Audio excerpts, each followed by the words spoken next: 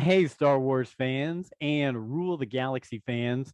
It is Joe in the pilot seat once again. And tonight we've got a great show. This is episode 145 of the Rule the Galaxy podcast. Not only do we have some of our regular co hosts, which are great all on their own, but we've got some wonderful, wonderful special guests. So we like to bring on from time to time. And obviously from the numbers I've seen from the shows they're on, you guys like to hear them too, because they're some of the most popular shows we have is when these two gentlemen are on our shows with us. So again, it's episode 145 of the Rule of the Galaxy podcast. Always follow us at Rule of the Galaxy SW on Twitter and Instagram, Rule of the Galaxy podcast on TikTok, Rule of the Galaxy Facebook and YouTube. Rule the Galaxy SW at gmail.com, which I do have some emails here. I'm not sure we'll even have time to read them. And gosh, DDoc started some new Beacon AI website for us. I'm sure he'll promote that when he comes on here in a moment. He was having technical difficulties. But with all that being said, I will start with one of our regular co-hosts, my cousin, my good friend, Alfie Molinaro. How are you, Alfie? Doing good, Joe. Been looking forward all day to talking about this episode and seeing these knuckleheads back again. That's good. I'm hoping to get some good impressions from Glosson tonight. Okay. Impressions. I like that. We'll see if we can get Attenborough on here later. We'll go. You know what? I always throw things around. I'm just going to throw a dart, and it's landed on Mr. Adam Bray, a special guest from up in Michigan. Adam, how are you? Howdy ho, boys and girls.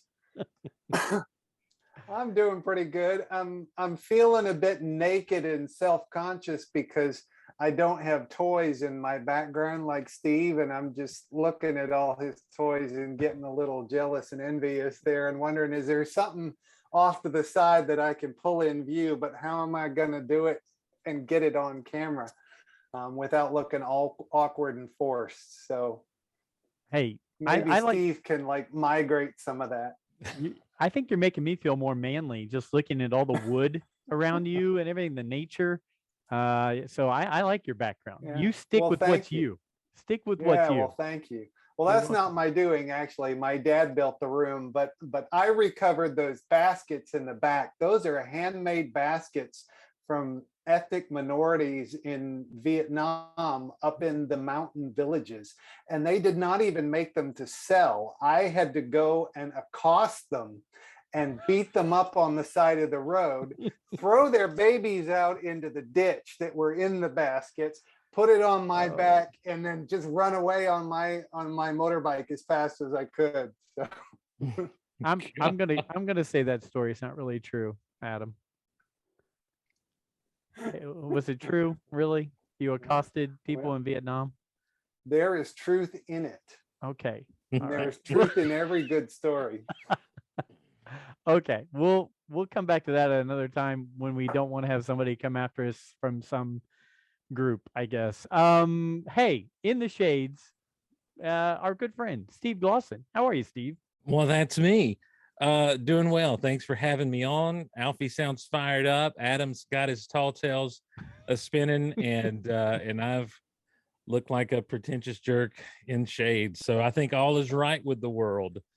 Thanks for. I'm excited. I'll be honest with you. I'm excited to talk about the show as a whole, talking about Kenobi, because I've not really put my thoughts out there on any podcast, including mine own. So I'm looking forward to hearing what you guys think and bouncing some things around. So should be fun. It will be because I would say there is a huge amount of people who are blasting out, this is some of the best Star Wars they've ever seen. And then I've seen a smaller group say, this just didn't do it for me. I'm of the camp that I just want to enjoy Star Wars nowadays. I don't want to get into the battle lines on it. But this show did bring out some things and put some thoughts into my head that really do filter out to the rest of Star Wars. And this show kind of sparked something in me. So before we get into Kenobi, have you guys been doing anything cool Star Wars recently? Have you bought anything new?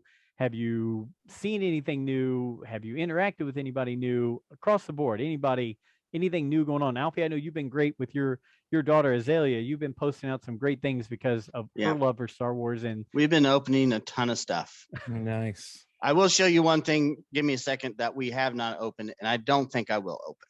You got it. You go get that. Steve, I know you, as Adam mentioned before, you are just covered up with toys back there behind you. Well, I have a fun story. Yeah. I have a fun story. This room serves as an office for me, and so a lot of times in my other job, in my actual job, I will come in here and use this area to do some studying and stuff, particularly like on a Sunday afternoon, getting ready for our Sunday night Bible study. I walked in here the other day, and what you can't see is just how much stuff there is piled all over.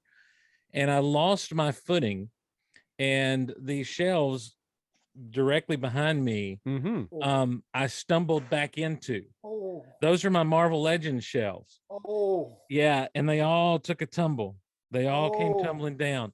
I was okay, but I'm looking forward to having the opportunity to just pick them all up and reset the shelves. It's one of those things you're like, no, but then I'm like, you know what, it'll be fun getting everything set back up. That's right. Yeah.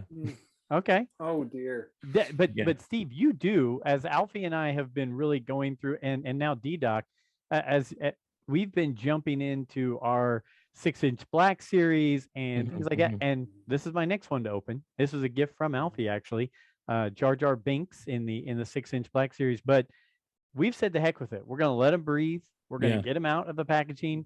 You are an out of the package guy as well. Look at Cap right there. You know what? I'll tell you, it was the Black Series figures that made me go out of the package. Early on, number one, because I kept the boxes, and if I wanted to put them back in a box to display, I could. You know, it was easy. It was easy putting them back in. But two, they just look so good on the shelves out of the box. And now with the plastic-free packaging that Hasbro is going to be doing, you know, I don't want to display just a box. You know, let's get it out of there. Let's bring those things out. So I think they've made it easy for a lot of collectors to go ahead and open. Yeah. They haven't made it easy for a lot of collectors to go ahead and collect, because with plastic going, apparently cardboard is more expensive than plastic, because those prices have flown on up. So yes, they have. 3 3/4 we're going for like $20 some odd, right? Or close to like it. Right at it, like 17, I think now. Yeah. Yeah.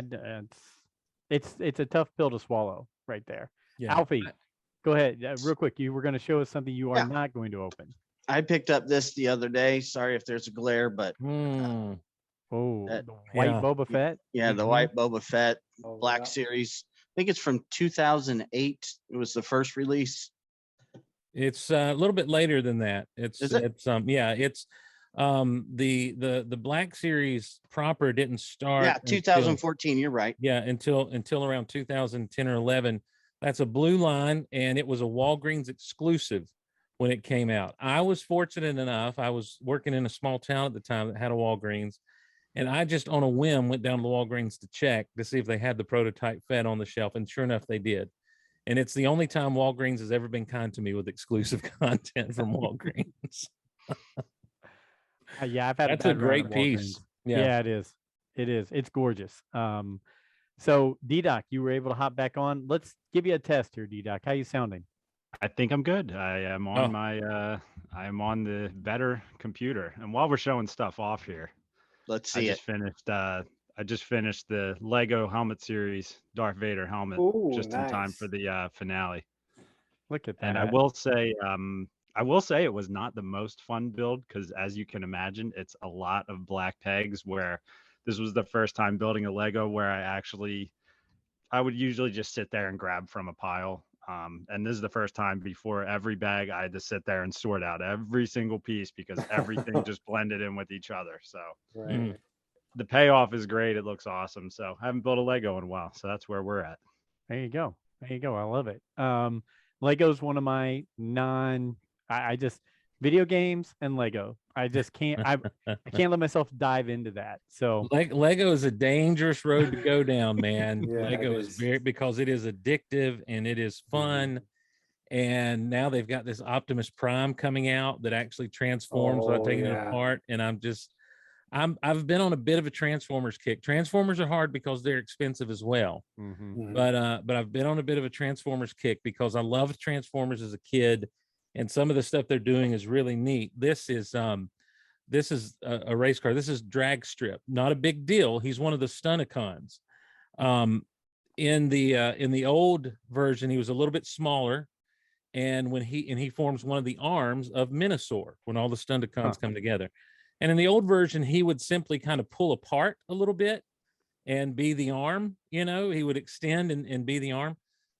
Once they put out all the Stunticons, they've actually engineered this thing so that he can't come into two pieces, but when you stamp him onto the body, there's a mechanism in here where he'll actually come apart and form the arm in two pieces. And it's a really cool thing. And they've sold a lot of their engineering and stuff they're doing has been really cool, what Hasbro's doing with their Transformers lines. And it's, there's some that aren't as good as others, but I've been back kind of diving back into that a little bit and finding some joy in the old Transformers. So anything you can find joy in, Steve, I'm all for. Oh yeah. In today's world, if he makes you smile or makes you laugh, I yeah. say jump right in, right? Yep. I mean, there's enough craziness going on out there, and people falling off bicycles and gas prices being as they are. There's a lot of sadness in the world. Yeah, let me ask a quick question about the Transformers there, Steve. Are they accessible? Can you actually buy these in the store? You know what? A little bit easier. The distribution seems to be, from what I've seen on shelves, a little bit better than what they're doing with even G.I. Joe. And definitely a little bit better than Star Wars. Things are going to swing on the pegs a little bit longer. But the deal is they are a little bit more expensive on a price range than your Star Wars stuff. So I think that lends them to being on the shelves a little longer, or being in stock on the online retailers and stuff a little bit longer. And they're also doing a lot of different little lines here and there. So it's a lot easier to kind of pick and choose what you want to collect and not try to be a completist, and so like for me, I'm very much the Generation 1 kind of stuff. And so anything that's kind of a nice throwback to the Generation 1 stuff, I'll pick up. Maybe, I'm not trying to complete any certain amount of collection or anything. I just see things that I think are neat, and I'm like, yeah, I'll do that. I can afford that right now. But because prices have gone up so much with everything, I've had to cut back substantially in the past few months. So being a completionist is tough. I mean, it just, the only thing, especially when the shelves are empty. Yes. Yeah. Yeah. The only thing, well, go ahead. Adam or Steve, you were both going. Go ahead, Adam. Oh, okay. Yeah, I was going to say the price is really killing it for me. There's a bunch of issues, but the price is one of the biggest ones, because like Black Series, what are they, 25, 26 is the base price, and a lot of them, there's quite a lot of them are like 30 and 32. They just use any excuse they can to make it a deluxe figure. And like you guys said, the vintage collection, they're trying to make as many as they can, 17, 18, 21, $28. And it's just nuts. Between that and the plastic free packaging, which they're much further along with that for like the G.I. Joe and the Marvel Legends. I think this fall it goes plastic free. Star Wars, they're seem to be dragging it out painfully a little bit longer.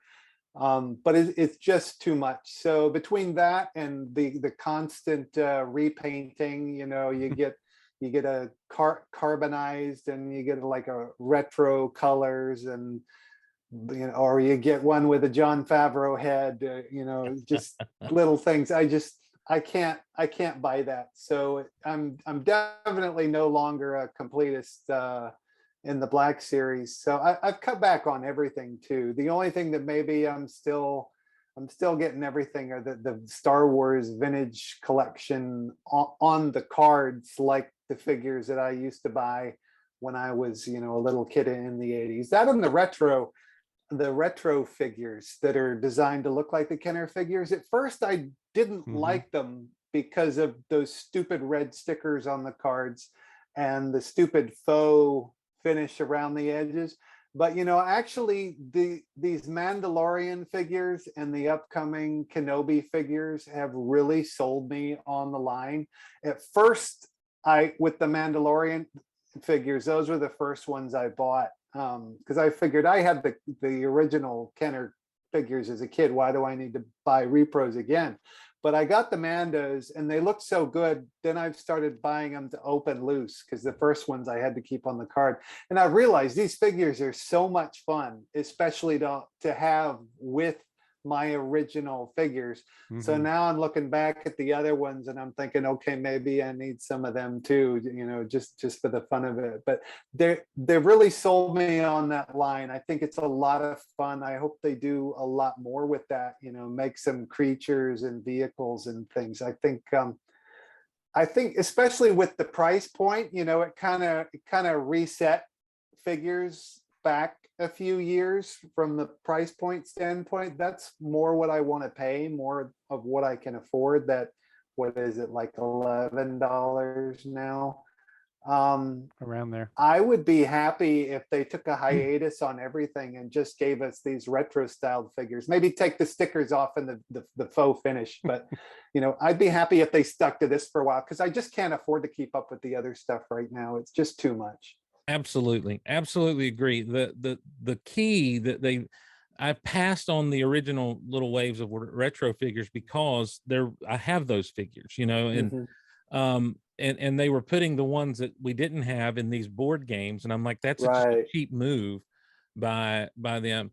But when the first Mando wave came out, I was all in, because they fit right in pretty much with the vintage Kenner style figures. And then the second wave of Mando, I've kind of passed on because none of the figures really jazzed me up much. Even the Boba Fett, when I saw him on the peg, I'm like, I can let this go for, instead of grabbing it. The Obi-Wan Kenobi figures have been really interesting to me, especially the big droid. And kudos to Hasbro for going ahead, and even though they may not ship until the first quarter next year, for going ahead and getting those out there for pre-order and showing everything, and then today releasing the Black Series pre-order for the big, I can't think of his name, Ned 8 or whatever. Yep.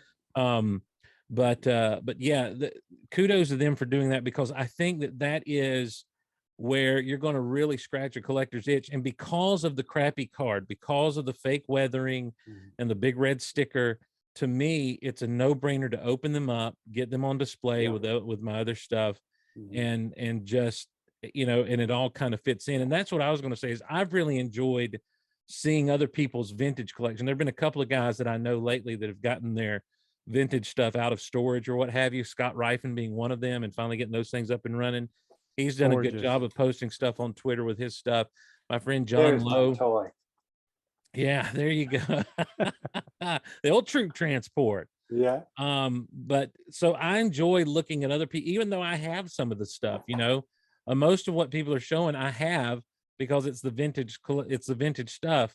But I've just enjoyed looking at other people's stuff and seeing the condition it's in and being like, oh, it's like when my friends, we used to go through each other's collections and look at it, and and you kind of just want to play, right. Mom, can I go next door and play with these guys? And it's just, to me, it's a neat thing to kind of see that kind of stuff.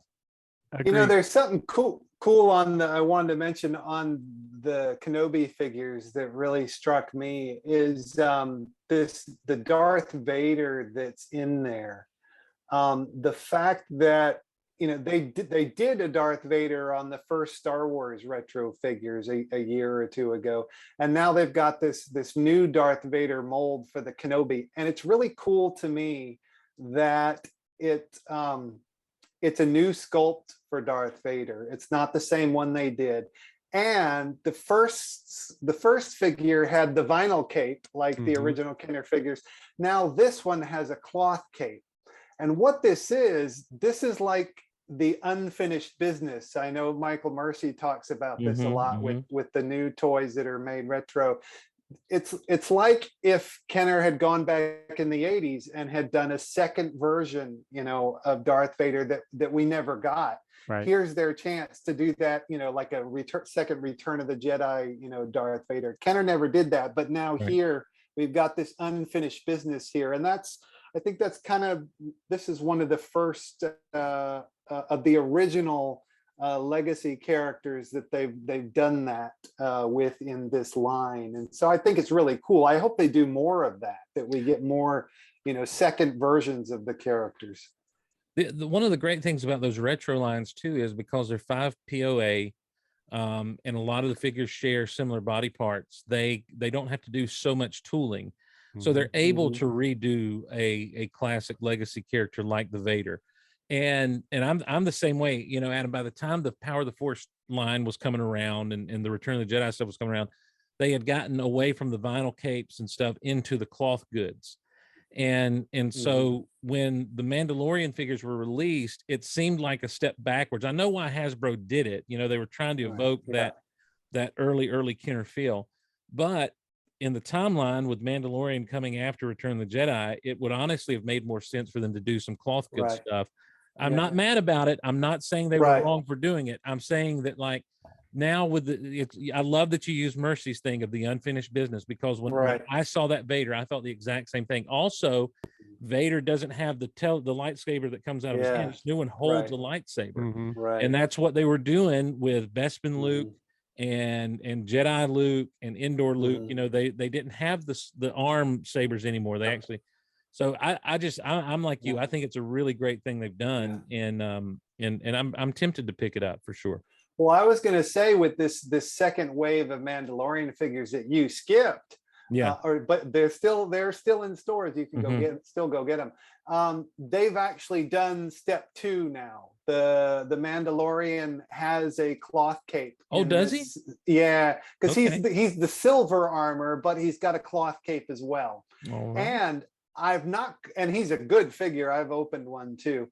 I've not opened the armorer yet, but I'm told she's got a fuzzy cloth cowl on. I opened the armor the other day, and she does have that. Yeah, and that's kind of like what was it? The Clatoonians in the Jabba's palace that had the furry with the skirt. Yeah. So same kind of deal. So I thought that's really cool. All right, dorksidetoys.com.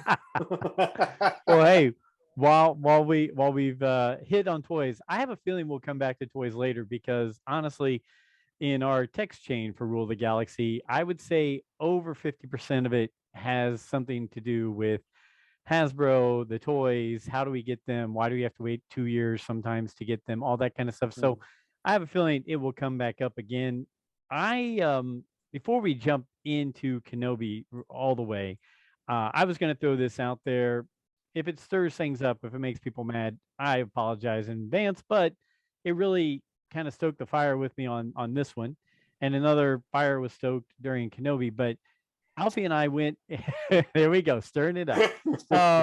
Alfie and I went to see the Jurassic World Dominion. My wife is a big Jurassic Park fan, just like I'm a Star Wars fan. She loves to go see those movies, and I think she has a crush on Chris Pratt, but that's another story for another time. So we went to see that, and going into it, I was thinking, okay, I've seen the previews where the original characters come back into this movie and they wrap everybody together, all the key figures from the first original run of Jurassic Park and the key figures now from the second batch of Jurassic Park movies. And we just went through this ourselves with the original trilogy characters coming back into the sequels. And I will tell you, Alfie and I left, and his comment when we left the theater was, wow, now that's a way to take, what was it? That's a way to take what kind of, I'm sorry, I forget exactly. Legacy. Yeah, that's the approach Yes. to take with legacy and your replacement characters. 100%. And when he said it, a light bulb just bing right above my head. Not because I'm balding and you can see every light reflect off my head, but because it just hit me. There were scenes where all of the key figures, a dinosaur was to their right, they'd all turn together and look up together. And you had that picture. You had that scene where they were all working together. At that point in time, I wasn't overly concerned if one of the legacy characters passed away, got taken out of the show or whatever, but to bring them in and have them work hand in hand like that with the new characters and make it a cohesive story like that really hit me. And it really got me going and got those juices going again, saying, my gosh, what did we miss out? And I know there are sequel people who are going to say, Joe, I hate your show now because you're bringing this up, but it is true. And Alfie hit it right on the nose right when we came out of it. Has anybody else seen the new Jurassic movie that just came out? No? Just me and No. Alfie. Okay. But just to hear that they're not going to subvert my expectations and hold them back from meeting each other in this movie, it's just, I'm so totally pissed. I don't want to see it now. I don't want to see any movie where all three legacy characters are on the screen at the same time. How could they? Careful. It's a velociraptor. As deadly as the crate dragon, though not as large. They sometimes hunt in packs and sound like this. Alfie, take that and run with it. You were the brainchild behind it. You had that feeling. I mean, it did. It stuck with me once you said it.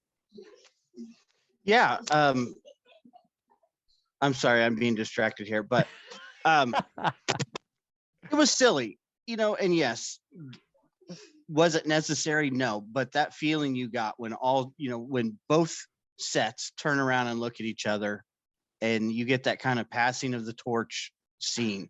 Hey, I know you. Let's compare. This is my legacy. This is your legacy. Now let's move forward in the story. I'm not going to say that the sequel trilogy was wrong or right, or if you like it, you like it. If you don't, you don't. But like you said, there was just that moment of those characters being together, especially even just the original three characters from the original trilogy. You were waiting for that moment to happen, and it never did.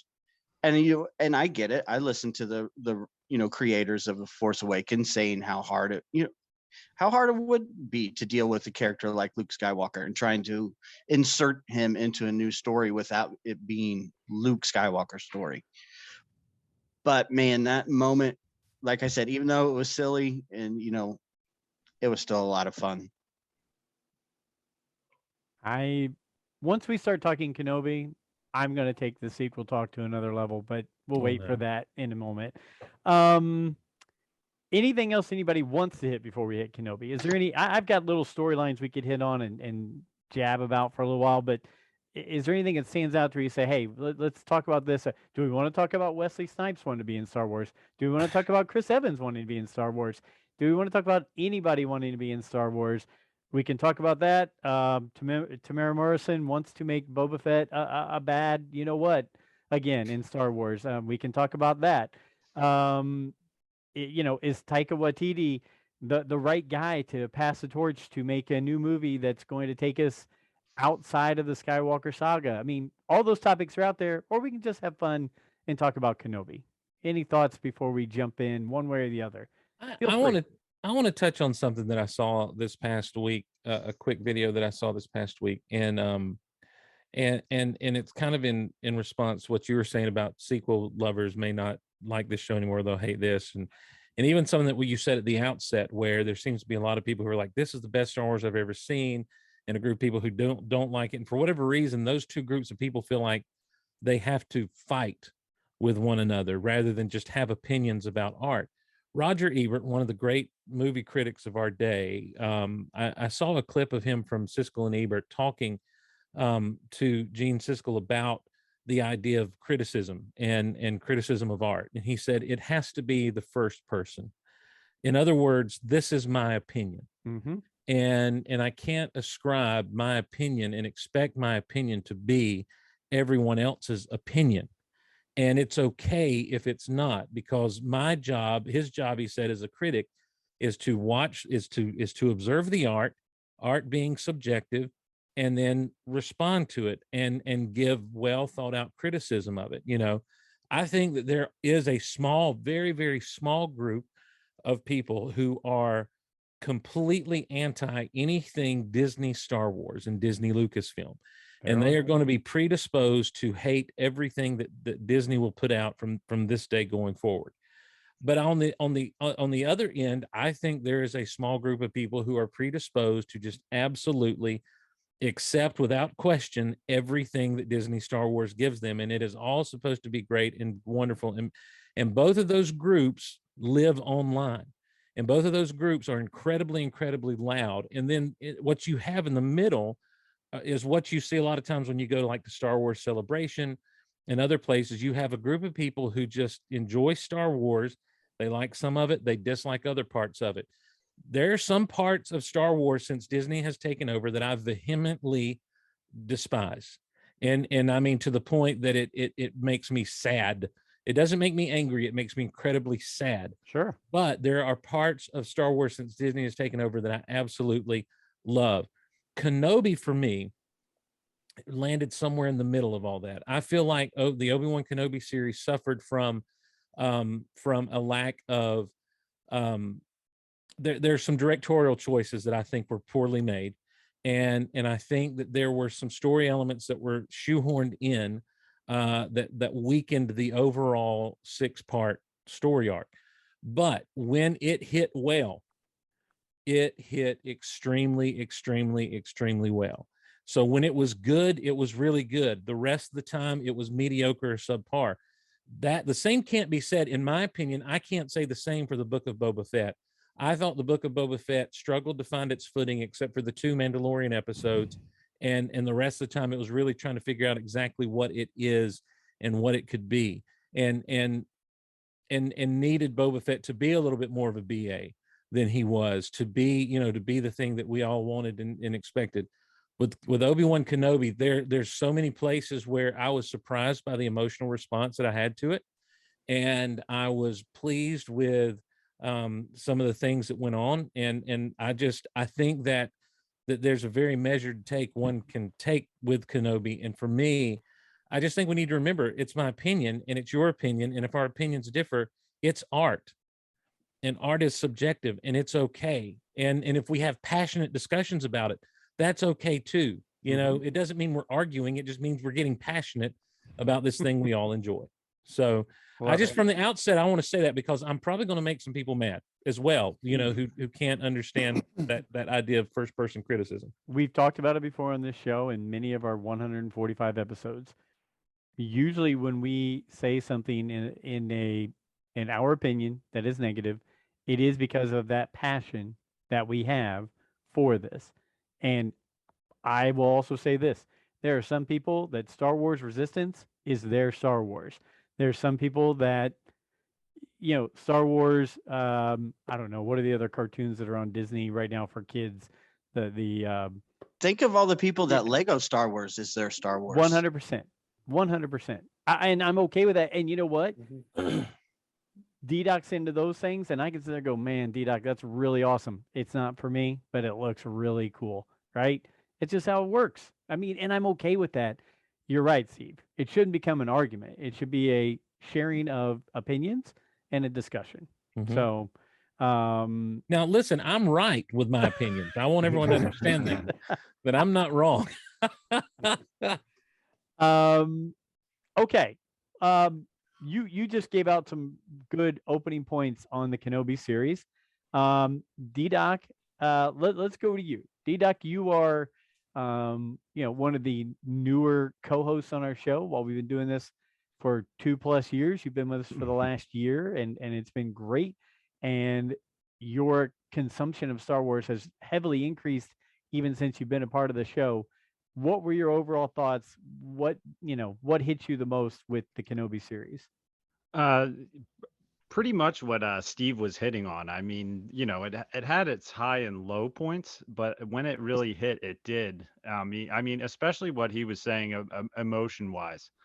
There was parts of that finale. I mean, if we're just going to kind of go into Yeah. this and go jump around, I mean, there was parts of that finale where I found my eyes, tearing up multiple times. Where I'm just like, damn. There were some episodes of this show where I'm just like I really don't understand where we're going with this sometimes, but like I was like, oh my god, I was like, I can't believe I'm getting filled up to see Kenobi walk off the ship to see Leia, and you just had this connection between these two characters over a short amount of time where it's like, yeah, those two go together. And that's my original Ewan McGregor Kenobi from the prequel trilogy. And now here he is in this new show with this new character that he has this connection to that, sometimes like it was a little bumpy to start, but I think they got where they wanted to get in the end of it, and that's what I would say as a whole about this show is it had its rough points, but I mean that I thought that finale was great. I really think I don't have much to complain about with that finale. Alfie, how about you? I thought a lot about this today, and like I posted on Twitter, this was a very enjoyable, emotional series. I think it was very well done by the people who worked on it. I think they have every reason to be proud of the product that was released. I do agree that it did have some lows. I like we talked last episode. I think there was a lot of moments in this series that felt cut. Like we were going to go somewhere, and that part is no longer part of the series. So we kind of had to meld some things together. I also, The Mandalorian kind of spoiled us a little bit on visuals or visually. And I think this series, especially the last episode and even the lightsaber duel, this episode, the background to me just looked really out of place, very soundstagey, not quite on par with, what we've seen in The Mandalorian. But, I mean, it is what it is. I think, emotionally, this series, had some very high moments in Star Wars, especially in the finale. We're going to focus on that. A lot of tie-ins, to some one-off lines from the original trilogy. I think that got tied up, in this. I think it did a really good job, of the best that it could, of washing up and staying in canon.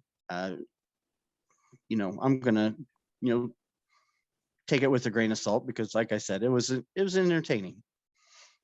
Okay, Adam, how about you?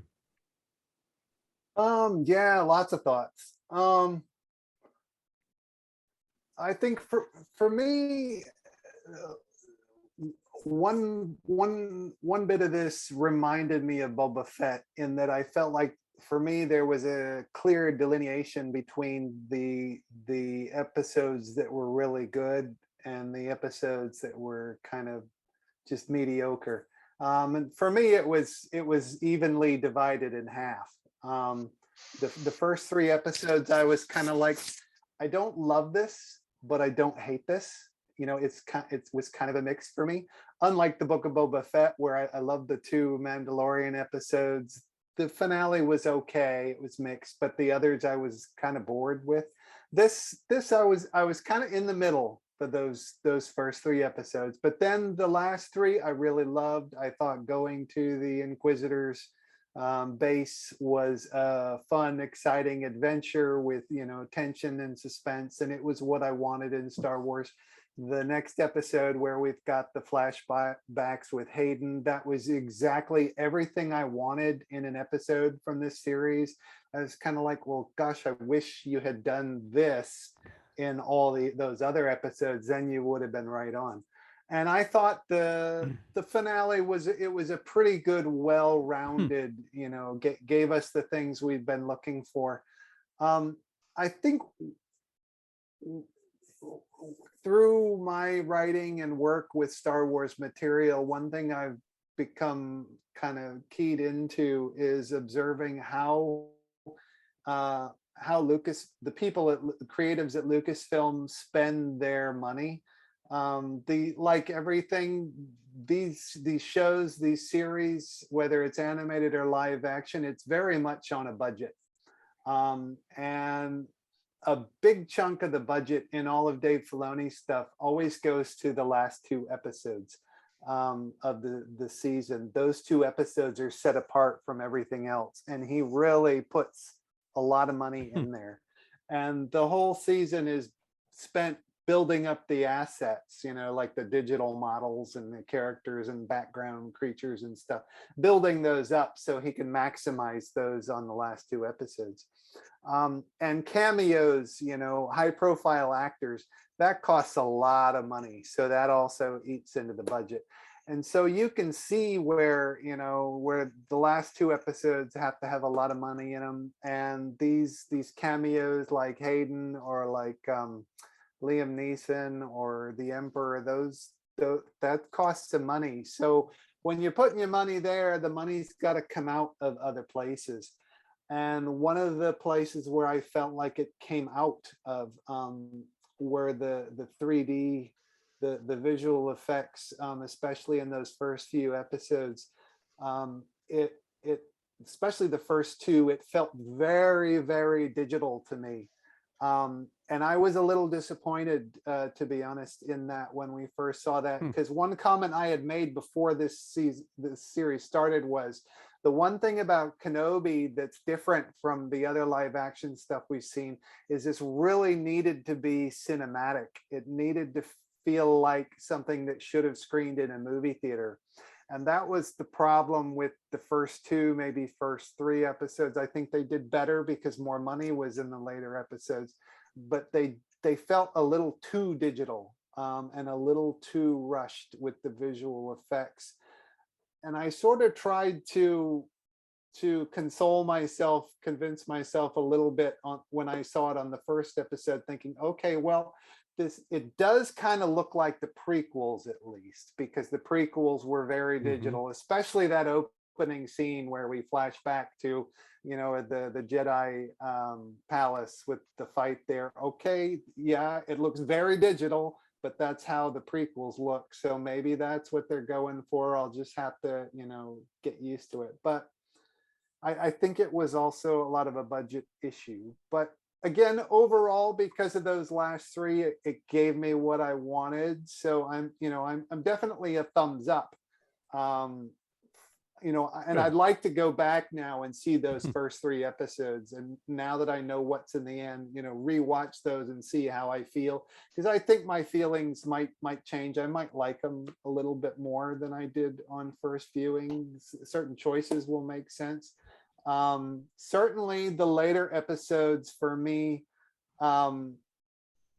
made Riva's character make a lot more sense to me, but I'll wait to go into that because I think Riva's a whole nother discussion. Yeah, I think we'll definitely have a Riva discussion here in a minute. One thing I will throw out for our listeners and some other guests, I did put out a request for their reviews or their comments or their thoughts on the series, and I will tell you, we were going to try to merge those into the show tonight, but we got such good response that I think DDoc and I are going to do a sideshow just with the feedback that we got from people. So quick shout out to Miriam Skywalker, Damon One Kenobi, the Dave M. Jones, Jessica, the Duchess of Dark Saber Light, Tom Line, Stephen Kent, Jack Harvey, IndyCar driver, Mark Newbold of Fantha Tracks, and Willie Harms, great listener.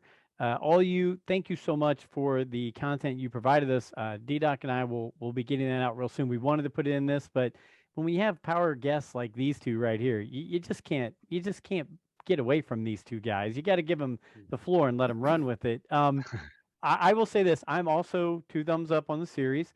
I try to really go into it and not look for the negatives, but really concentrate on the things that hit me. And so, you know, I was very leery, very, I guess, weary of the idea of Vader and Obi-Wan battling once, if not twice, which they did. It didn't change. It didn't hurt anything for me the way I thought it would. I thought I would leave going, oh gosh, why did you throw that in there?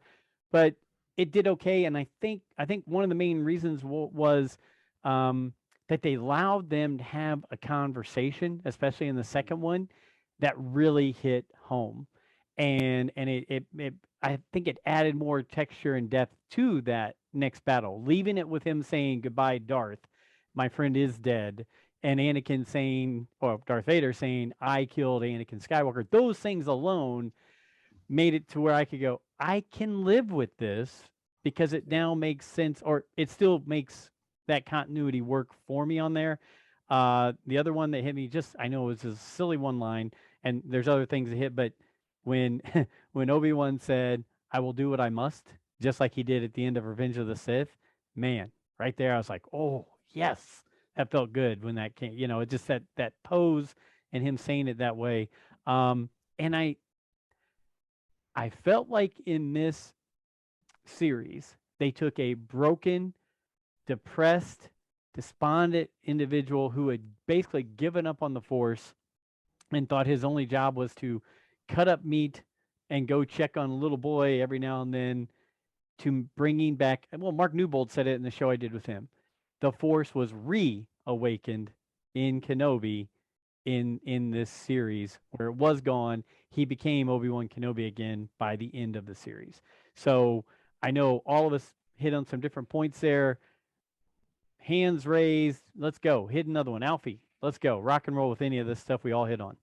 Yeah, the conversation between Darth Vader and Obi-Wan, I felt, was just as good as the fight between them. And it hit me because I will admit I'm pretty harsh on Obi-Wan and Yoda in the original trilogy, as far as the way that they handle Luke and the information they give him. But Anakin said it himself that Darth Vader killed Anakin Skywalker. So it's not so much of a stretch in A New Hope now for Obi-Wan to say a Jedi betrayed and murdered your father. Yep. And also you brought up the cutting his job he had cutting up the whale carcass there. Do you think he lost that job? I think he did. He didn't have the time off probably in his HR. He's been living in a cave for a while. Do you think they taught like budgeting at the Jedi Temple? Because he's probably going to get a rude awakening here once he gets his own actual place on, the responsibilities he's going to have. I think Bell Organa's taking care of that for him. I really think that's what's going on there. A lot's been said, and Adam, I'll be honest with you. I think I disagree with you a little bit on the look and feel of those early episodes. I really was impressed. What happened is, I think it's really jarring coming into that opening scene with the Padawans and the Order 66. They do something, and this is one of the things that new Star Wars makers are doing that aren't necessarily, isn't necessarily Lucas style filmmaking, is they go to a handheld camera. And that causes it to look a lot different than anything. George Lucas didn't move the camera much. There was motion on screen, but the camera moved very little. And so we got big, epic, sweeping shots a lot of times. The other thing, I think, more than anything in those first few episodes that caused a big disconnect with me was the look and feel of the Inquisitors. I still say the Grand Inquisitor is, looks horrible. I think there's no excuse for that with the makeup department and the stuff that they have at Lucasfilm and Disney. And I think that they look like poor cosplayers more than anything, or really good like if you saw these costumes at a celebration, like, oh, I want to take my picture with this dude, but on screen they shouldn't be. There was also a lack of legacy aliens on Tatooine. We didn't see any Rhodians. We didn't see any Ithorians. We didn't see any even Klatooinians or anything like that, which we know are rife on Tatooine, and we should have seen those things, and we didn't. And life is on Tatooine. Right. And so and I'm just kind of getting out a few things here as far as the story aspects of it go, and I absolutely agree. The final confrontation / conversation with Obi-Wan and Vader was great. I love the character arc of Obi-Wan going from that despondent, depressed, defeated individual with no hope into a place of hope. I absolutely dig that. But if he is the confrontations they have, I think should have happened earlier than 10 years after Revenge of the Sith. I think it should have been 5 years. And as much as I loved the little girl who played Princess Leia, I don't think you needed to pull her or even Luke into this. In fact, with the threat of the Inquisitors showing up on Tatooine, all Obi-Wan had to do was leave Tatooine, fleeing from those, like, let it be a chase series so that he's getting away from them to protect Luke, to keep Luke from being discovered. And then Vader comes in as the closer to show up and kind of do, and he discovers the path and he discovers all these different things. And I think that that it'd be a lot easier for some fans to swallow. I know for me, it would have been easier to swallow 5 years after rather than 10 years after. But again, there are little things that were done in the original movie that give you an idea of some things that play right into this. A lot of people had problems with Leia knowing Ben Kenobi. But when you come to the Death Star scene and Luke says, "I'm Luke Skywalker, I'm here to rescue you," she says, "You're who?" And he says, "I'm here with Ben Kenobi. I've come to rescue you. I'm here with," and she says, "Ben Kenobi, where?" And he says, "Come on." And it's Ben Kenobi that causes her to trust Luke and go on with him. So I don't have a problem they met. I don't have a problem they had a quick little, friendship and a budding friendship. Again, I love the little girl that played Princess Leia. I thought she was outstanding. It is confusing to me that he beat the snot out of Vader a second time and left him for dead a second time rather than finishing the job. That is, why are there still dark times, Obi-Wan? Because I didn't kill Vader, because I didn't take him out.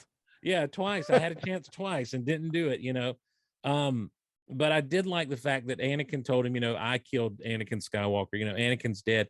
The only thing I wish, and this is just for me personally, that would have happened in that conversation is when Obi-Wan called him Anakin, that he would have said that name no longer has any meaning for me, and been like a callback to Return of the Jedi.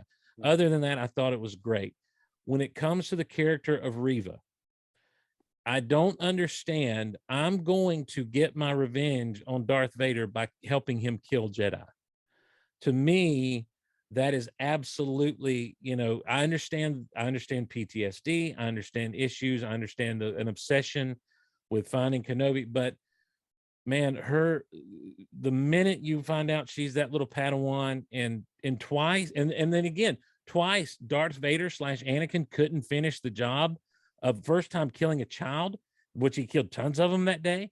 And then later on killing her, and just, to me, it's sloppy, it's convenient writing, and it wasn't very thought through. But having said all that, the first time we see Vader show up, not when he's getting put together, but when he walks onto screen in that one episode where he beats Kenobi and throws him in the fire and everything, I absolutely love the portrayal of Vader as a horrific figure, scary as all get out, walks by and just casually breaks someone's neck with the Force. To me, that Vader is the Vader that we need to see so that when he comes walking onto the bridge of the Tantive 4, the whiny, what people would say, the whiny, bratty Anakin Skywalker is definitively gone. And we recognize that this is a terror who walks onto the bridge or walks into the hallway of that ship, so that when Leia looks at him and says, "Darth Vader, only you would be so bold," we absolutely have respect for her standing up to him that way. So, to me, that's what I just, there was a lot I loved about the portrayal of Darth Vader in this show. And he should be that horror movie type guy, that Jason, that Michael Myers, that's just unstoppable, just walking. You know, I don't understand how he could stop the one ship as soon as he walks in the room, but the Millennium Falcon gets away and the Empire Strikes Back. But that's neither here nor there. Who cares about that? Just saying, it was a cool decoy moment. You got it. Who wants to jump in? I'll jump in.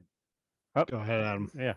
Yeah, I was just going to add, I too love how they've made Vader, a scary villain again, and they built on what was done in Rogue One as well. But just that he's scary through and through. I think they handled him very well after 20 something, 20, 30 years of breakdancing Darth Vader's at Disney World, and Darth Vader's with Mickey Mouse hats and all those terrible things that Disney did to them even before Disney owned the franchise. Yes. That we've restored him to what he needs to be. I think that's clearly Dave Filoni and a little bit of Jon Favreau mentoring people like Deborah Chow to keep this on track. So I think that was great. Go ahead, DDoc.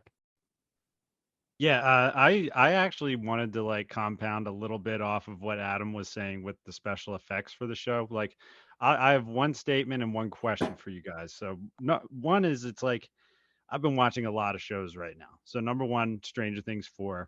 I'm watching Peaky Blinders right now. I'm watching a lot of shows, and they don't have the Star Wars IP on them, and that's kind of what bothers me. Is it's like, I don't know. I'm a big like visuals guy. I love to see settings. And it's like, while the volume is cool, how you can film in there, it's like, I think back to The Mandalorian. One of the best episodes ever, in my opinion, of The Mandalorian was when Boba Fett showed up. What happened in that episode? They actually filmed it outside in a real life terrain. Like, that's kind of the thing that bothers me about it. It's like, it's convenient to shoot in this volume, and yeah, you can put these projections up and it looks like you're outside, but it's like, to me, I thought one of the most striking things was when Riva was breaking into that door and you had all the stormtroopers standing there and you had Riva there in the 5th episode. I'm just like, this, you can just tell they're standing on a TV show set right now. Like, it has no realistic visuals at all. Like, we can't go into a real desert or anything and film a single scene. I question whether any of this Kenobi series was actually filmed outside at any point. And to me, I think that makes a difference. I mean, I think that's one of the best parts of Lord of the Rings is, and I get it. It costs more to get your crew out into the open air and set up your studio out there and stuff. But if you could ask me, what's your biggest, if you had one problem to point out for the Kenobi series, what would it be? I would just say it just felt so much like a TV show sometimes. And I will say that. And I think, and here's the thing, a lot of people are pushing back on that. That's a criticism I've seen from a lot of people. And then there are a lot of people pushing back on that as though that's a bad thing, a bad criticism. But you're absolutely right. Star Wars should always feel cinematic. You consider the Clone Wars, and I'll take you back to even the early seasons of Clone Wars. Mm-hmm. I remember I was watching like season 1 or something when it was on, or maybe it was a little bit later on, season 2, and I was just like, yeah, man, I wish the animation was better. Like, I was kind of critical in my mind of the animation, and then I saw another, and I couldn't tell you what show it was, but I saw another contemporary show, a show that was airing at the same time. It wasn't an older show; it was being produced in the same time as the Clone Wars was. And it was 3D animation, like the Clone Wars is kind of, and it looked so inferior to everything they were doing with Clone Wars. And, Star Wars has always pushed the medium of storytelling and filmmaking and even television making. And while The Mandalorian did that, it really does feel like The Mandalorian has been the most cinematic thing they've done, particularly in that first season. Mm-hmm. But you're right. Obi-Wan's cave set is a step above the Sid and Marty Krofft Land of the Lost cave set. I mean, it really is. And I don't, that's as harsh as I'm going to get with things. That's as harsh as I'm going to be with it. But I joke, I keyed, but it is, it's just, to me, it's an interesting kind of concept of, again, I say it's a directorial vision. I think that there was a lot that was settled on because, well, it's a TV show, rather than hey, this is Star Wars. And we need to make it Star Wars. And honestly, for 5 episodes of this show, I was critical, though I understood. I forget what the composer's name is who did. I know John Williams did an original Obi-Wan theme, but then the lady who did the rest of the composition, she did a great job of making Star Wars sounding music. But I feel like she missed opportunities to bring in John Williams cues at appropriate times. And it was almost, I almost read that as an arrogance on the part of that composer to refuse to do that, because she was trying to prove herself alongside John Williams. And I'm not saying that that's what she was doing. I'm saying that as a viewer, that's how that felt to me. In the same way, it felt like, oh, this is good enough. This is good enough. In Star Wars, when Lucas was in control, he never settled for just good enough. He pushed every bit of technology at his disposal. And I don't think that, especially with a company like Disney, whose money is made on the idea of imagination and Imagineering, should never settle. When you've got a robot at downtown Disney or at the Marvel universe or university or whatever they call it, the Marvel campus, when you've got a robot that swings through the air like a human being would if Spider-Man were actually real, you can make television shows that do not feel like television shows. I'm sorry, you can. And if regardless of gender or race or creed or whatever, if you have a director that cannot do that and settles for good enough on shots, you need to find different directors to do Star Wars. I'm sorry, I got really passionate there. No, it's fine. Passion's good. We talked about it. I think that Stranger Things is a really good comparison, since that dropped the same day that Kenobi did. And I was thinking about that a lot as I watched Kenobi. You look at this first half of season 4 of Stranger Things, or any season of Stranger Things, the production quality is just rock solid. There is no questioning, the way it looks or the way it sounds, the way it's filmed, the way it's acted out. It's rock, 4 seasons of rock solid. And this season looks really good. And that's Star Wars all of it should be on that par. And also with the music, music is integral with Stranger Things. I listen to the soundtracks all the time at home and in my car. I love it. I'm studying it. I'm listening to interviews with the 2 guys who, by the way, I didn't realize it's Kyle Dixon and I forget the other guy's name. They have a electronic band called Survive, and they do electronic music, synthesizer stuff, and it is really good. I almost like their albums that they do off screen better than, if you love Stranger Things, you'll love their off screen albums even more, because they've got even more, the songs have even more personality, but it's the same style. But anyway, like what you guys were saying, the music's it's just not memorable for Kenobi, and there really should be more punch to it. The Mandalorian was great. Highly memorable, but then the Kenobi's kind of like the way Book of Boba Fett was. It's because it's not by Jorgensen. It's I don't even remember who did the Book of Boba Fett, the music, and that's to the point. I don't know who did it because the music wasn't particularly memorable, and neither was this Kenobi stuff. Even John Williams did the theme, and maybe I'm wrong, but I didn't find it to be a very exciting theme either, just like I don't think his theme for Galaxy's Edge is great either. And that may be my fault, because I'm sure there's a lot of meaning and just as much meaning, even more meaning and thought than his other stuff, because he's older, he's wiser, he's more experienced when he's writing this music. But it's not very evocative what we're getting out of the great John Williams here. But but back to the point, Star Wars should be at the Stranger Things level. It should be at the Game of Right. Thrones level. You know, they did hire those Game of Thrones guys who later dropped out for whatever reasons behind the scenes. But Star Wars, you know, this is Disney, this is Lucasfilm, who they were the ones that set the bar for decades. You know, and I hate to be negative because, like, you know, I thumbs up for the series overall. I really enjoyed the second half, but you know, that's you guys are offering very legit criticism there. That's what we're here to do, is talk about it and work our way through it. A couple key points that I wanted to hit on. Joey and I think Alfie both shared this. I think so. Anyway, they shared tweets with me that said, in Rebels, Ahsoka basically took off half of Darth Vader's helmet. In Kenobi took off the other half, but the only person that could take off the full helmet was Luke Skywalker, his son. And I thought that was so well. I mean, we always talk about poetry and mirror images and things like that in Star Wars. And that to me hit really well, because while so many people want us to focus on the Luke Skywalker of The Last Jedi, which I never focus on that Luke Skywalker,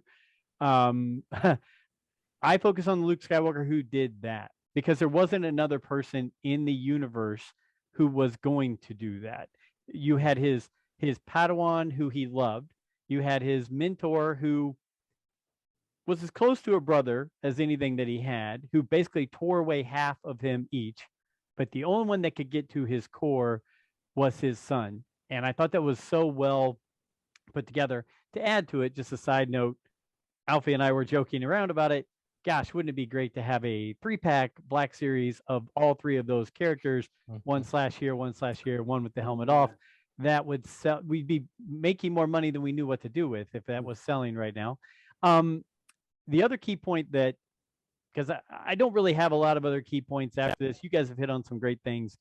But the thing that stood out to me watching this series and seeing the love and the passion of Owen, of Beru, of Obi-Wan Kenobi for these people that they were responsible for, correct? Bail and Bria, I believe. Is that how you say her name? Seeing the love and passion that that group of people had. They're battling the Empire. They're bringing these two children up who are someday, the two of them, when you bring them together, are going to take down that Empire, right? Leia with her leadership and her poise and her strength. For a little while. Well, that's where I'm going with this. Where I will say, I like the sequels. I don't dislike the sequels. I like the sequels. I want to love the sequels, though. I want to love them. And I really think, not going into anything about the characters that were in it at all, not going into the train wreck of not bringing that Jurassic Park 6-pack together like we talked about earlier, the thing that gets me the most, and maybe I'm way off, but you want to end that Return of the Jedi with those two key characters that all of this is built up to. I don't care. From the prequels all the way to the end of Jedi, it's built up about Luke and Leia, right? Coming from Anakin and being this hope that turns everything around.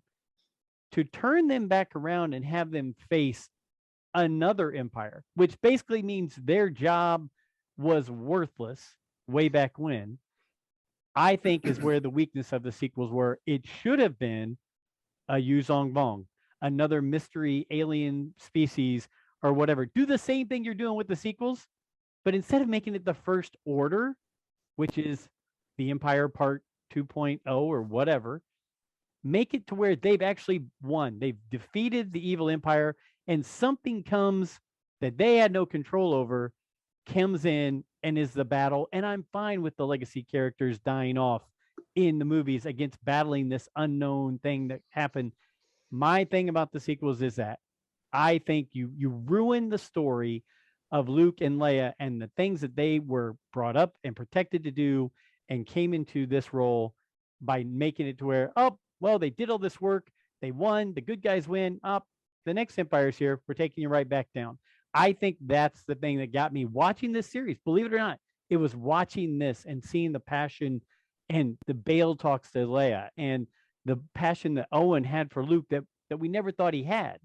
that made me think, man, Luke's the only one that could save Darth Vader, Anakin Skywalker, and yet the Empire Part 2 comes around, he ditches. That's what gets me on that. So this series actually brought up the sequels in my mind because of that. And maybe I'm way off base, but that's where I had to go rant. That's an interesting place to go with that. I do think that the series went a long way to show us the fullness of Owen, especially Owen and Beru. Because what we had of Owen was from the original trilogy, just this gruff old man. Now, when you consider that he and Beru died because they would not give the information as to where Luke went with it, so you realize that they did die for Luke in that moment. It's not spelled out like they want to spell everything out, beat for beat nowadays with Star Wars stuff, but it doesn't take much thought to connect those dots. There is it's in the expanded universe of the old comics or something where it actually shows Owen when the stormtroopers come to confront them, and I forget what it was, but basically Owen spits in a stormtrooper's face when and won't give, and so Owen has always been someone to respect for what they, the fact they took in Luke the way that they did, and the way that they fought to protect him in that last episode, I thought was wonderful. And I thought the strength of Beru and encouraging Owen to, we've got to do this, we have to protect him, and was just outstanding. And so when Obi-Wan comes and says, listen, go back and watch that last scene if you can stomach it, and with emotionally, when he says, you want to meet him, he sounds like the original guy who played Uncle Owen. I can't feel whatever his name was, Phil Eckerston, but he sounds like him. He sounded like Owen Lars. Hey, you want to meet him? And it was so great. And of course, everyone was all geeking out about the hello there, but to me, it was the, you want to meet him?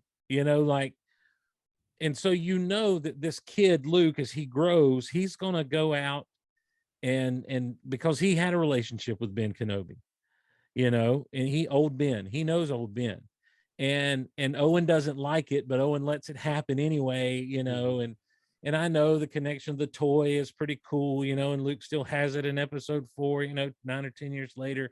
That's great. But I just, the coming to grips with one another, and Obi-Wan saying, you're right, he just needs to be a boy, because that's another thing that people have always kind of compared Luke's journey to Leia's, is like, well, Luke didn't have everything. Leia's in the thick of it most of her life, and she is, because of who her parents are.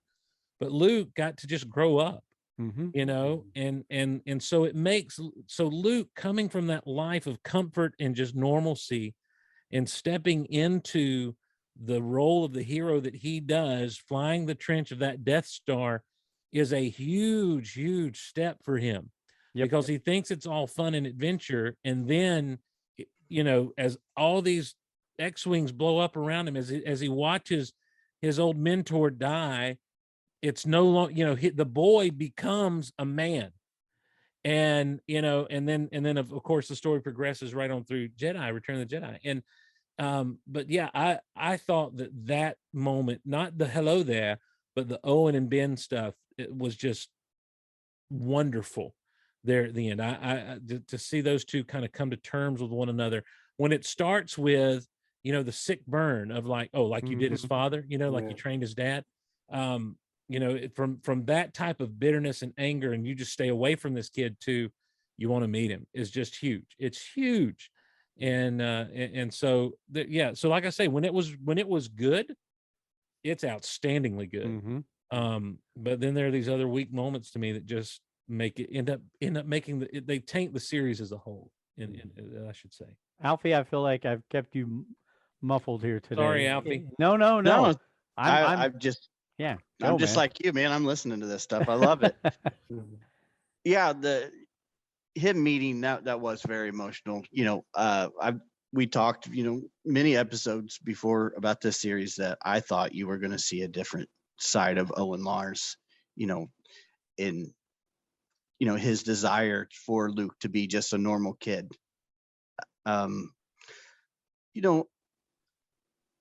there were just a lot of emotional parts in this series, and they were the highest moments for me, more than, you know, the flashy lightsaber fights and things like that. One thing that I'm still not kind of understanding, though, is if you go back to Empire, thinking Ben watching the X-Wing fly away, saying that boy is our last hope. I understand, you know, that was a long time ago, and but I don't know, that one's still not kind of jiving with me here. If he knows about Leia so much. Well, Alfie, you make a great point, because the thing I think some people forget, and this is, and I don't want to speak for newer fans, but it seems like fans who haven't been around for as long as, you know, those that grew up with the prequels and those of us that grew up then with the original trilogy, for whatever reason, they forget that the original trilogy is the standard. And everything, honestly, if you're going to do canonical stuff, if you're going to do canon, it needs to fit within the confines of the original trilogy and things that are said there. So what is Obi-Wan's thought process about Luke being the only hope versus Leia? Him saying that doesn't mean that he's not aware of Leia's identity or who she is, but obviously he thinks that she is a woman, so she can't. Right. Yes, he's exactly right. He's a misogynist. Hold on, let me rewind. Let's delete that. He's a misogynist, sexist individual, and his misogyny overrules him even in death. No, I think what he sees is Leia in the position she's in. She's unable to disappear and go train as a Jedi. She's unable to do these things because she's so much in the forefront of everything. She's already leading this thing. And so I think the plan was, because Luke was raised in secrecy and Luke is more of the blank slate than what Leia was, this is the kid who can do it. And this is the kid who will get through to his father. I think that I'm okay with that, but I can totally see, Alfie, where that becomes a sticking point for some things. Do you ever wonder what a shock it was for Vader on the Death Star for all on the same day? His former master, his daughter, his son, the droid he made, and then the droid that flew with him in the Clone Wars, all showed up on the Death Star on the same exact day. Well, to be fair, he didn't see 3PO and R2. And he that's true. And he didn't know that those two were his kids. Well, let's say in hindsight, then. In hindsight, he's sitting there thinking, what the what do you mean they were all in the same place? Wow. You know, there's a great again, I go back to the old expanded universe stuff, and it may have been in a trading card set, but I think it was actually in a comic book, one of the like a standalone quick story in like Star Wars Tales or something. That in Empire, when 3PO gets blowed up real good, they bring him to Vader, and the comic basically shows Vader almost like a last poor Horatio, you know, like a very Hamlet thing, holding the head of 3PO and remembering finding the parts and building him, and just throwing the head back in the box and saying, give him back to the Wookiee.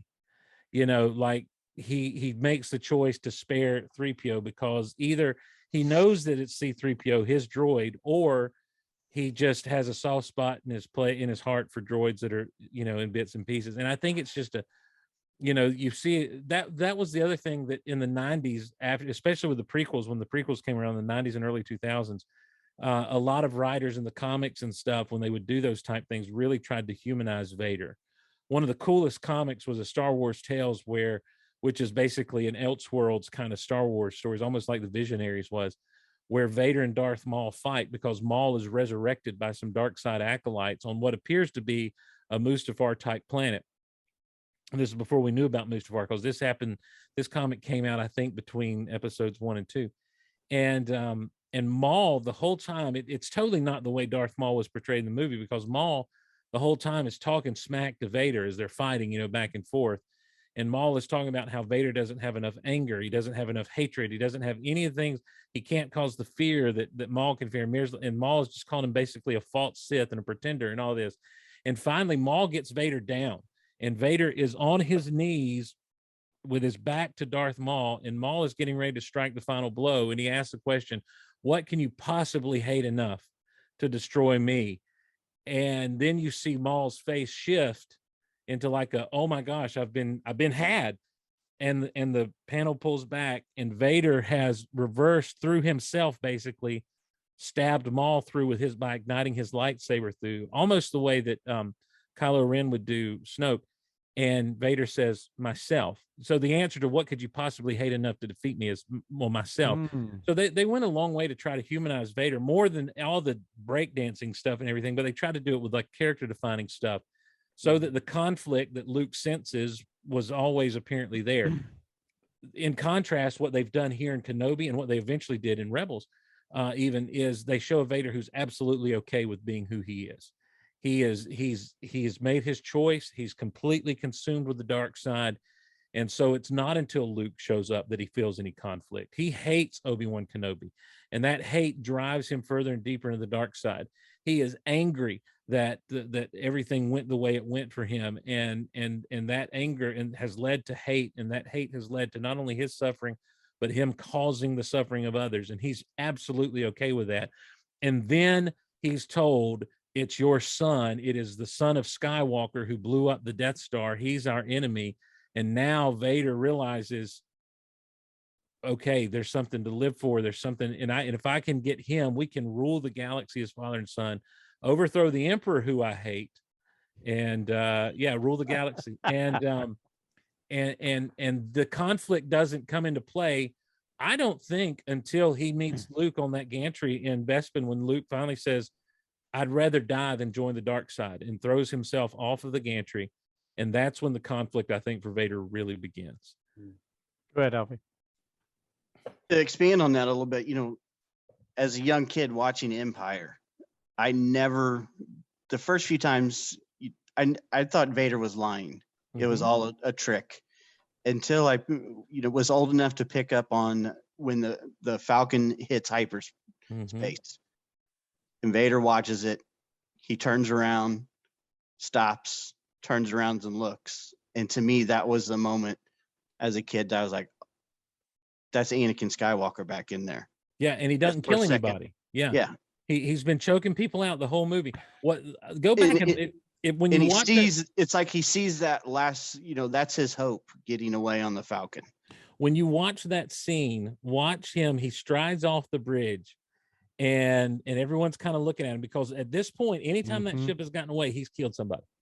But when he walks by, there's a dude sitting there with like a data pad, like doing something on it, and as Vader walks by, a dude goes just over his shoulder, like, and I feel like at that point, as soon as Vader's out of earshot, they go, everyone just take 5. Just take 5 and breathe really quickly. We're okay. We'll be okay. You got him. Yeah, take a break, everyone. But you're right. In that moment, it's very much that's what I'm saying, is the conflict within him has begun to swell up, and of course it all comes to fruition on that second Death Star. But anyhow, back to the Kenobi. But the Vader we meet in Kenobi has none of that, and Kenobi only fuels his hate further. I just don't understand why Kenobi left him there again a second time. And why do they always walk past the people that they've just assumed are dead ships and they just leave them intact for them to fly away? Instead of they turn their backs every time. Hey, was that enough Qui-Gon for everybody? Did that wet your whistle just enough to have Qui-Gon in for that last little bit? Yeah. Okay. I got a yes from DDoc, a yes from Alfie. Go ahead, Adam. It was a better job than we got in the sequel trilogy of only hearing Hayden's voice, which wasn't enough at all. At least we did get to see Qui-Gon. I would have liked it didn't have to be multiple scenes, but a longer scene would have been nice. I wanted a little more than what we got. I felt like maybe they filmed more, but they decided to cut it or something. It just seems like a lot of money and a lot of effort just to have him say a couple of lines. Do you think that? Go ahead. Did anyone think that his like wig or costume looked a bit odd? Is that just me by any chance? You look at stuff too much. Listen, I'm a he looked a little off. Like they tried to make him look like he did when he died. Yeah, that's why I'm like, I don't know. I absolutely think it's the opposite. I think it's their refusal to de-age anybody when they're supposed to look younger, a la Anakin and Obi-Wan in the flashback scene. Yeah. Yeah, I mean, don't get me wrong. I was extremely hyped to see him. I love Qui-Gon, and to see Liam Neeson back in Star Wars. I mean, hey, this is the funny thing about Star Wars, and I think this is also the problem with the internet. Is it's easy to critique things, and it's fun to critique things. I think it's fun. You sit there and you say, how about that? Whatever. I might say that I dislike something tonight that I might like 2 years from now. But I don't know. I'm losing my train of thought as I'm talking about this. I've wanted nothing more than to see Qui-Gon. Yep. So don't get me wrong. Right. But this is like the blurb that someone would be like, oh, you're hating on it. I'm not hating on it. No, I'm just saying, small little details that I see where I'm just like, I envisioned something differently, and that's my headcanon. Which, if Brent was here, and sorry, Brent, he showed up. I know you're going to probably listen to this, and Brent wanted Qui-Gon not to show up, so everybody would just be freaking out and file cabinets on fire like in SpongeBob, but that did not happen. So yeah, I enjoyed it. I wonder if I'm looking at it right now, and honestly, I think he looks pretty good, if I'm being real. The hair's a little flat, but other than that, like if I want to be really nitpicky, I think he looks really good. Almost like I'm questioning, did they use a deleted stuff from episode 1 or something? But I love the exchange there. I love the exchange of like, I've been waiting for you, Obi-Wan. You just weren't ready to see me yet. And now he's going to go learn from his master to do this. Now, I don't know. Maybe you guys know this better than I do. Adam, this is something you may especially know. There's the deleted scene that was never really put together for episode 3 that I hate is not in there, where Yoda talks to Qui-Gon. And it's just before like they decide to split up and take the kids and everything. What was Liam Neeson actually going to appear? Was it just going to be his voice in that? Do you know? I think it was just going to be his voice. Okay, that's what I thought. And I was always, according to George Lucas, I was always kind of thought that Qui-Gon couldn't fully manifest himself. He never got there, but he could communicate from beyond the Force. He was able to retain some consciousness. And that's why Obi-Wan's able to do it and Yoda's able to do it. Of course, we saw in that awesome Clone Wars episode how Yoda goes and kind of learns along how to do that. But I do like the fact that now Obi-Wan has 8 to 10 years of time to commune with Qui-Gon and figure out, okay, this is when the time comes, this is how I go into the Force and retain my consciousness in the Force. And he does become more powerful than you could possibly imagine, that kind of thing. So few more things off the list here. One, I'm going to give credit to Scott Rifen, who he would have been on this show, but we put him on another show a couple weeks ago, and it was a good show with Stephen Kent. I'm surprised he didn't just show up tonight and just surprise us all. But Scott Rifen put out on Twitter about how now Luke, Leia, and Anakin have all said, "Will I ever see you again?" And I had to think about the Luke one. The Luke one was with Ahsoka, right? When you saw Ahsoka during the but the Leia one was so close and almost just right in line with the Anakin one from Phantom Menace. I thought that was really cool. I half expected everyone to say, "What does your heart tell you?" Oh gosh. So that was very interesting. And Rifen, thank you, my friend. That was a good point. 2, where do we think Riva's going now? Because let's face it, she was trying to go all, like we said, duplicitous, evil, trying to wreak havoc and go get Darth Vader. But then here's Obi-Wan Kenobi, who's like, gosh, you kind of know that he's got kids now and I'm protecting them, and I'm just going to let you go. And then number 3, and these are all topics you guys can hit on. Wasn't it nice, the little touch of Leia? That's a 2015 comic right there. Leia was sporting that outfit during the last episode with the holster, the boots, and everything like Same with that. Kenobi. He had the comic outfit on. Yes, the Yeah. comic outfit. Yep. So any of those topics you guys want to hit on, run with them. I like to throw them against the wall and see what sticks. Can someone explain to me how Riva knew to go after Luke? The data, the communicator. communicator she found at the end of the 5th episode had the message from Bail Organa, and he said, "If I don't hear from you, I'll go to Tatooine. Where the boy. Owen will need help with the boy." Okay. All right. Thank you. Now, if you put that together with the first episode, Mhm. she singled Owen out of the crowd, saying, Right, "You know right. something about a Jedi." Yeah. Gotcha. All right. I'm a little more okay with it now. So we're supposed to assume then that somehow she put it together that Luke is Anakin's son, and she's going to kill Anakin's son as revenge because she can't kill Anakin. Is that what we're supposed to get out of this? I would think so. That she put it together that Kenobi was on Tatooine, and Bail Organa said he can't find out about the children.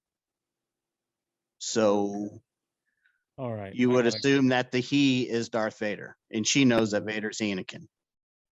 And with all that said, do we leave her alive? No. If you're Obi-Wan Kenobi. If you're the screenwriters, no. I would have liked to have seen her go back to She Vader is- to protect the secret. Okay. Like DDoc, you go were back gonna- and say that she killed Kenobi, and then he kills her because he couldn't. So there's no way she could, and thus the secret dies. Interesting. Yeah, I mean, I'll say I thought Riva's best moments of the whole show were her having, vulnerable conversations with Kenobi. And Yeah. I thought I thought they were really good in those scenes. And I did random note I scribbled down was Riva character growth. I mean, I thought her character grew through the show. And yeah, I mean, I think I thought it was kind of just to show, Kenobi can feel that she's put all of this hate into this. And I think maybe we should just assume that he can tell that it's because she didn't kill Luke, because she brought him back, which I guess Luke is not going to remember that he was chased by a Inquisitor with a lightsaber because he knocked his head on the rock. Yeah, because he doesn't know what a lightsaber is when he gets one. Yeah. That's one thing I was keeping my eye on in that scene was I was like, is Luke gonna see an Inquisitor with a red lightsaber chasing him and not remember that? Ever see the lightsaber though? No, he did not. I didn't think he was did. Running. I was watching for the same thing. That's well done. Yep. Yeah. The only times that he was interacting with her was when she was just chasing him down. But And yeah, she had the lightsaber out when she walked into the room, but he was already He through was already up the the ladder. roof. Yeah. yep, he was out. Beru was ready to start popping off. Which was awesome. Peru was But cool. yeah, I thought it was a good character. Hold on. I just want to say the greatest line to come from this episode is Beru was ready to start popping off. She was Turn locked down cocked for and what? loaded, man. But since we're on to Riva, I'll say, like a lot of critics, when we're first introduced to Riva, I was not sold on her in that episode. I felt like for an Inquisitor, she's not nearly threatening enough. I'm just not scared of her. And I saw someone else online criticize that it felt like she was trying too hard, that this wasn't coming natural. And I agreed with that. But it was, what was it? Episode 5 there with that battle that Dave mentions, where she gets vulnerable with Kenobi, and they put together her backstory that she's the Padawan that Anakin comes, and so she witnesses all that now. And then I was like, okay, now finally I like this character. I'm a fan of this character. Now Riva makes sense.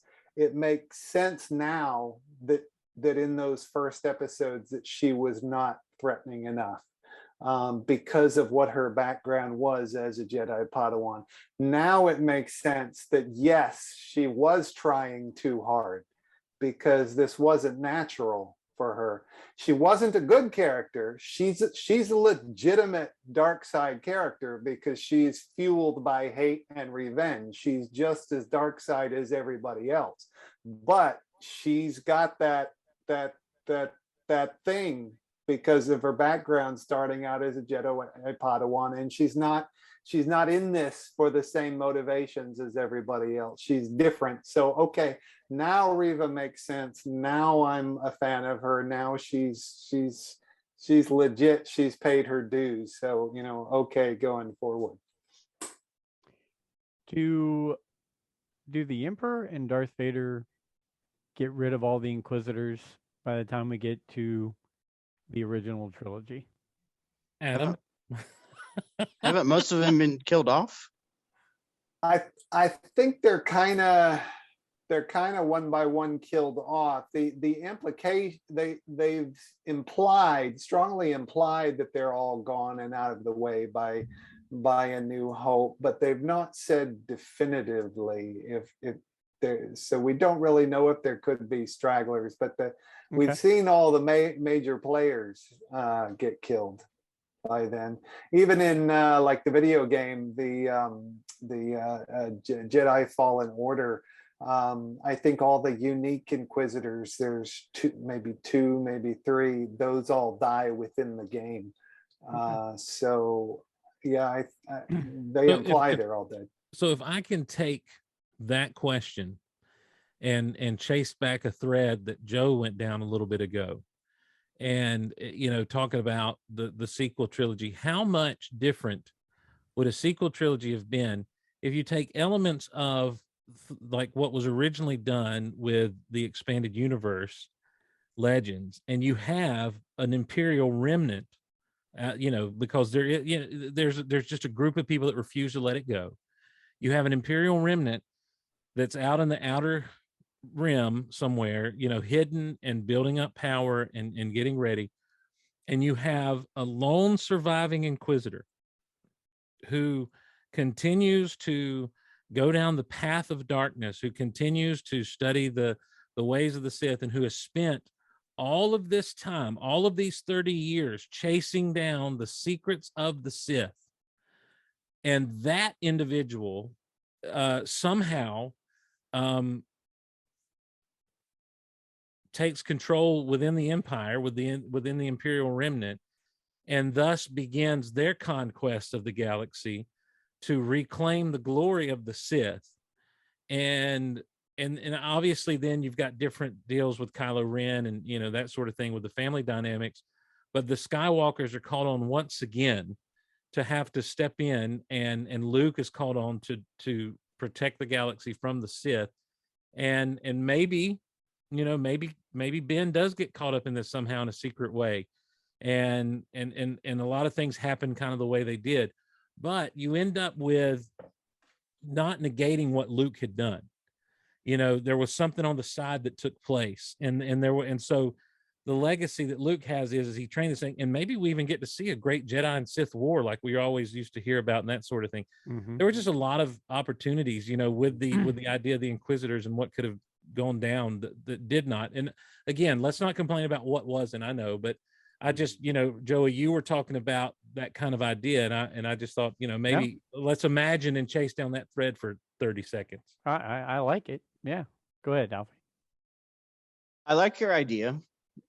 You know, you're kind of replacing the Thrawn character with a Sith. I like it both ways, but to agree with your point, the thing that really stood out to me about the sequels that I could never really grasp is who was the First Order, who was Snoke, who was Kylo Ren, were they Sith, were they, you know, that was never really established if they were Sith or not. You know, what was their end goal? That's a whole other conversation. Yeah. I think. We're getting ready. So to get if you the were books. to, they're going to tell us. I understand that, but I'm saying movie wise, if you were to have used titles like that, that title tells you everything you need to know about the character. Right. Absolutely. That's one of the things, like the word Darth. I love when way back in '99, when we first learned of Darth Maul and Darth Sidious, I thought it was so cool to discover that Darth is a title. And so that when Obi-Wan tells Vader on the Death Star, he says, "Now I'm the master," and Obi-Wan says, "Only a master of evil, Darth."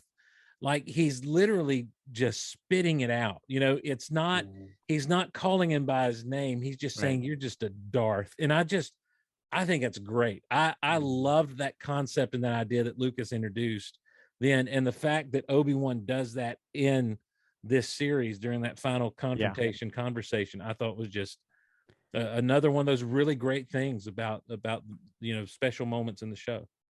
Go ahead, DDoc. I one point I didn't want to miss. I think one of the highlights of this show was and I crapped on some of the VFX and all the stuff earlier, but I thought one of the highlights of this show was Anakin's voice, Hayden Christensen's voice, mixing with that Darth Vader voice. And when he yelled for Obi-Wan, I mean, even Obi-Wan saying, "I'm sorry" to him, I was a man baby at that point. I had tears in my eyes. But man, I thought that was seriously a big payoff for having Hayden in this show, and just hearing that sound. I thought it was amazing. Agreed. Guys, I'm looking at the clock. We've been going for quite a long time. There's so much more. I know. I tell you what, let's go around the room. Closing thoughts, anything you want to hit on that we didn't hit on, and get ready to shut her down. Adam Bray, we're going to start with you. A for Adam. And if we fizzle, don't worry about it. I need more toy time. I want to see I want to see what toys Steve has behind it. And I want to run up to my room and show him my toys. Well, we'll set up a special show, and it'll just be Toy Fair, Rule the Galaxy Toy Fair. I agree with you. You know how upset people, or how sickening it would be to Star Wars fans if they were to see Azalea's backpack full of Black Series figures that she plays with every day. Oh, yeah. Well, not on a shelf, not in the box. They're in a backpack that she carries around all day long. That'd be awesome. But just think, we're going to, at some point very soon, they're going to end up, well, actually, no one Hasbro. It'll probably be next year when they unveil it. But we're going to get a Darth Vader with battle damage from the season finale at some point. And that's going to be sweet. Yep. Agreed, my friend. Agreed. DDoc, I'm going to go to you next. Yeah, I mean, I'm happy with the show. I really enjoyed that finale. I had said on Twitter I give the finale a 10 out of 10 because, I mean, while I asked questions during the show, while, there was some stuff I might have not loved, I felt like that finale made me like stuff that I didn't like as much before in the show. And I think that's why we have to have patience. And, while there's stuff we can critique, and that's okay if you critique it, it doesn't have to turn into a war. You're allowed to critique things. And, if someone loves something that I don't love, I'm not going to tell them to love it. If you're a Dallas Cowboys fan, I'm not going to tell you to be a Philadelphia Eagles fan. That's just not how it works. So, there's things that I loved about it, things I didn't, but overall, I'm pretty darn satisfied with this show. It hit the right points at the end. So I'm happy. Good. Alfie, let's hear from you. Like I've said, I really enjoyed this series. I enjoyed the finale. I think it was although I did enjoy it, I think it was a big miss in the finale not to focus on the topic of fuel and fuel usage as they were being chased by the Star Destroyer. But I can overlook that. You save that for the end. I've been sitting on it all day, man. Hey, Kenobi's ship had hyperspace on it. You noticed that? He jumped to Tatooine in like 5 seconds. Oh, it's pretty awesome. You guys, we have this killer show. that I almost destroyed by making people upset. And Alfie brings that in at the end. Fuel, it's the most important aspect to any Star Wars story now. You gotta is wonder fuel what usage. You gotta wonder what the fuel prices are in a galaxy Yeah. far, far away. Mr. Glosson, I'll finish up with you. I can't top anything Alfie just did. Alfie wins the day with that one. I did overall. Again, I just repeat what I say. I disagree with Adam on Riva, and Adam, I think that's a conversation we can take to Geek Out Loud here pretty soon. All right. Game on. I'm not mad about disagreeing with Adam. I just disagree with him on that character. I think that for all of this show's flaws, that it did do. I don't think fan service is a bad word, and I think that when it gave us fan service in the way that we wanted, it really was good stuff. I did notice, one of the things I did notice is the lightsaber usage, the way that the new technology they're using to have lightsabers on set, because they apparently are actual lights in some instances. They're using. They cast off much more of a glow than a rotoscope lightsaber from back in the day and what they did digitally with them.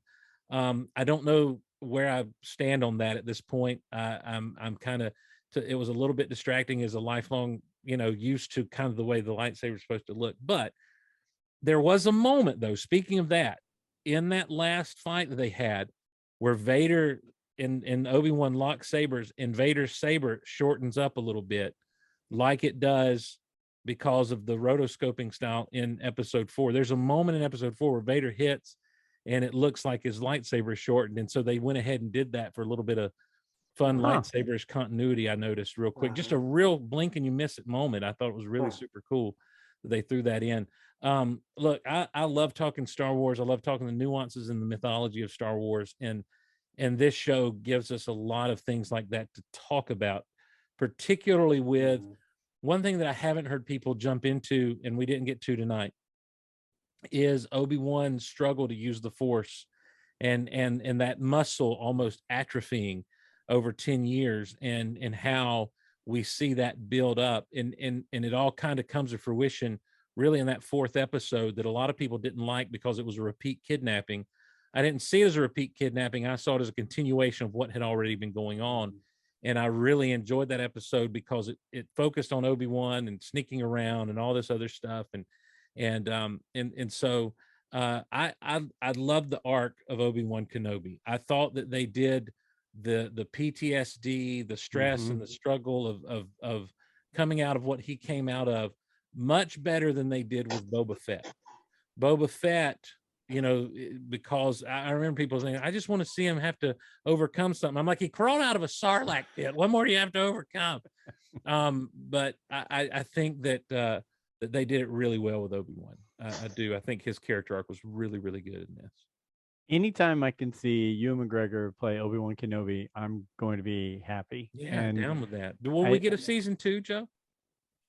I think they left it open there. I think 1, not killing Riva, 2, Vader saying that they're sending out things looking for him all over the galaxy, and 3, Qui-Gon saying there's a lot we've got to do. Come on, let's go.